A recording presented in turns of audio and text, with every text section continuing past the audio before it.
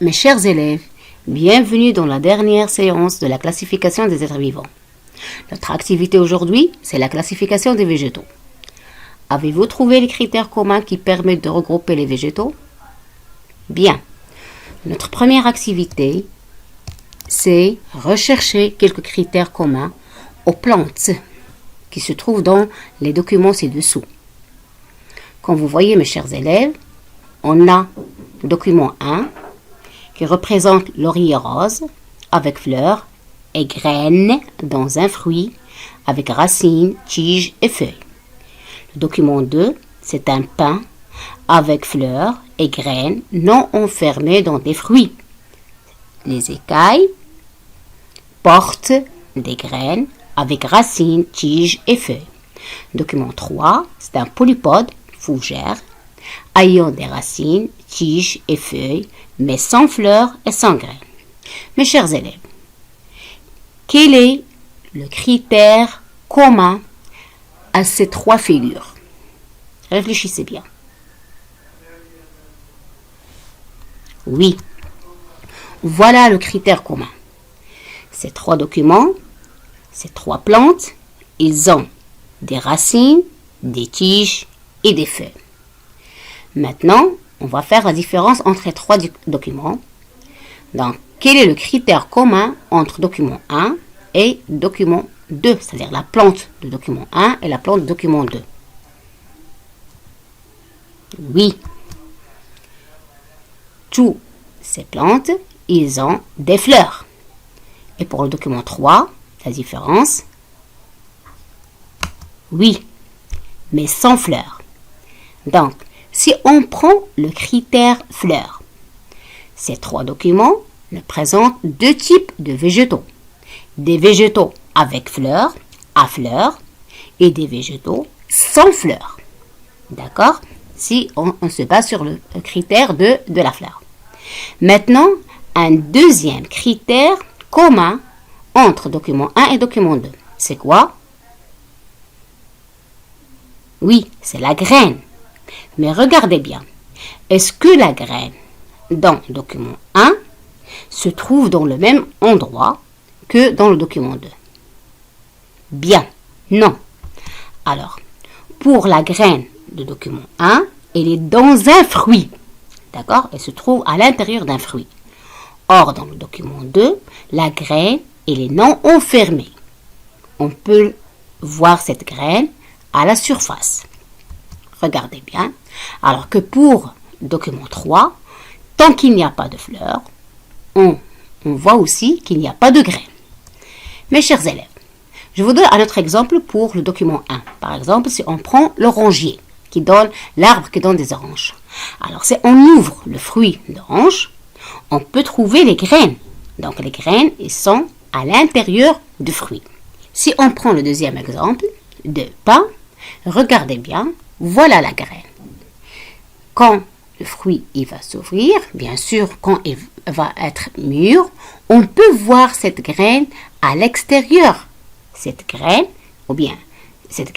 on peut la trouver sur l'écaille, sur les écailles de fruits. Donc, si on se base maintenant sur le critère de graine, si la graine n'est pas protégée, comme ici, on parle de groupe de gymnospermes, la classe de gymnospermes. Mais si la graine se trouve à l'intérieur du fruit, on parle de groupe d'angiospermes, comme par exemple les petits pois, d'accord, comme les petits pois. Est-ce que c'est clair? On récapitule maintenant. Alors, les plantes pluricellulaires, pourquoi les pluricellulaires? Parce qu'on peut le voir à l'œil nu, donc ce sont des plantes pluricellulaires. Comme on a déjà dit, avec racines et tiges et feuilles, on peut les partager en deux groupes. Les plantes sans fleurs, sans graines, et les plantes à fleurs et graines. Donc, si on se base sur la protection de la graine, sans protection de graine, on a le groupe de gymnospermes. Voilà l'exemple de pain. Alors, si avec protection des graines, on parle de groupe d'angiospermes, comme l'orange, l'orangier par exemple, ou le pommier, ou les petits pois. Est-ce que c'est clair? Maintenant, on va passer à autre groupe de végétaux. Alors, on va parler maintenant avec tiges et feuilles, mais sans racines. D'accord? Ou bien sans racines, ni tiges, ni feuilles. Alors, regardez bien, voilà le deuxième critère. Donc, pour document 4, il nous montre les mousses. Alors, les caractéristiques des mousses, ils ont une tige, ils ont des feuilles, mais pas de racines. Alors, pour les algues, donc, ils n'ont ni racines, ni tiges, ni feuilles. Si on prend le document 6, regardez, les champignons ne sont pas des plantes. Ce ne sont pas des plantes, c'est un autre groupe. Mais ils n'ont ni racines, ni feuilles, ni fleurs. Ils ne possèdent pas de chlorophylle parce que le champignon, il pousse sur une matière organique prête. Il ne peut pas pousser sur la terre. Donc, ils n'ont pas pourquoi? Parce qu'ils n'ont pas de chlorophylle. Le document 7, comme vous voyez mes chers élèves, ce sont des plantes, mais qu'on ne peut pas voir à l'œil nu. Ce sont des plantes microscopiques, unicellulaires, chlorophylliennes, d'eau douce. D'après ces 7 documents, on peut noter que dans une clé de détermination de végétaux, il faut faire la différence. Si la plante est verte, donc on a deux cas, oui ou non. S'il est verte, donc a-t-elle des tiges et des feuilles? Oui, non. Donc toujours on se base sur le critère. Donc si oui, il a des tiges et des feuilles, a-t-elle des vaisseaux conducteurs de la sève? Oui, non.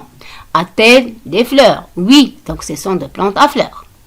Non, donc ce sont des plantes sans fleurs. Alors, non, il n'y a pas de fleurs. On va prendre l'exemple de fougère. Alors, ainsi de suite. Regardez, mes chers élèves, donc, si la plante a des tiges et des feuilles, donc il n'y a pas de tiges, il n'y a pas de feuilles, il n'y a pas de racines, donc ce sont des algues. Alors, si la plante n'est pas verte, d'accord, ce sont des champignons. Il y a un autre groupe de plantes qui rassemblent ou bien qui associent les algues et les champignons, ce sont les lichens. Les lichens, ils regroupent les algues et les champignons. On peut noter aussi les thalles. Les thalles, c'est quoi les thalles? Les thalles, c'est une forme de végétal où l'on ne distingue ni tige, ni racine, ni feuille. Alors, si on ne distingue pas ni tige, ni racine, ni feuille, on parle des thalles. D'accord? Alors, on passe directement à la clé de détermination des végétaux, mes chers élèves. Donc, pour le règne végétal, on a deux types, soit des végétaux pluricellulaires, soit des végétaux constitués d'une seule cellule. Ce sont des unicellulaires, comme on a déjà vu pour les animaux. Le cas des pluricellulaires, on a deux groupes, soit sans fleurs ou bien avec fleurs. Sans fleurs. Alors, ce sont des plantes sans fleurs, d'accord? Alors, on a deux types, soit sans tige feuillée ou bien avec tige feuillée. Le critère ici, c'est la tige, d'accord? Si sans tige feuillée et sans chlorophylle, c'est le groupe des champignons. Je répète, donc, plantes sans fleurs, sans tige feuillée, sans chlorophylle, ce sont des champignons. Comme vous voyez ici, hein, ce sont des champignons. L'autre groupe, sans tige feuillée, sans fleurs, mais avec chlorophylle. Avec chlorophylle, donc on a les lichens qu'on a dit qu'on voit ici sur l'arbre, donc les lichens qui regroupent les algues et les champignons, d'accord? Donc ça, c'est avec chlorophylle, sans tige et sans fleurs. Si je prends un autre groupe, les mêmes critères, c'est les algues. Vous connaissez les algues, les plantes qu'on trouve à la côte des mers, des océans, à la plage, d'accord? Vous les voyez ici? D'accord. Alors, on va passer maintenant sans fleurs, mais avec tige feuillée.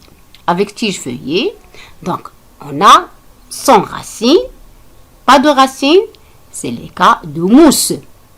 Voilà les mousses. Ça, on a un agrandissement ici de mousses. Et ici, on trouve les mousses dans la forêt, à côté des arbres, d'accord?